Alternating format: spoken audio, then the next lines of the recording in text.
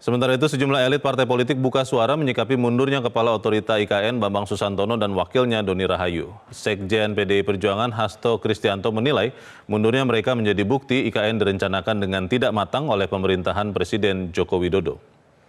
Kritik itu disampaikan Hasto saat ditemui di Universitas Indonesia Senin siang. Hasto lantas mengungkapkan bahwa dirinya pernah menjadi project manager di kawasan yang kini dibangun menjadi IKN. Menurutnya, dari struktur tanah IKN saja sudah sangat tidak stabil.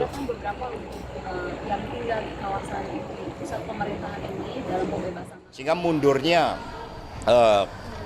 kepala otorita dan wakilnya itu bagian dari suatu perencanaan yang tidak matang, dan ini sebenarnya sangat disesalkan karena 17 Agustus itu tidak lama lagi. Tetapi kembali, ini ketika segala sesuatunya itu muncul sebagai direction dari pusat yang harus dijalankan tanpa membuka suatu ruang bagi perencanaan secara alami harus berjalan, yang terjadi seperti ini.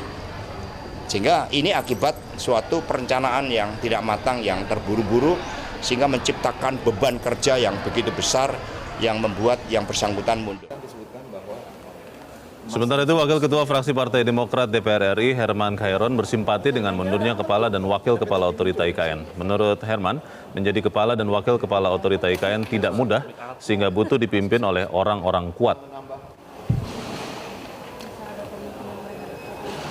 Ya, saya kira tanya kepada beliau lah ya, karena itu kan yang tahu kenapa harus mundur, kenapa kemudian tidak melanjutkan, kan beliau yang tahu.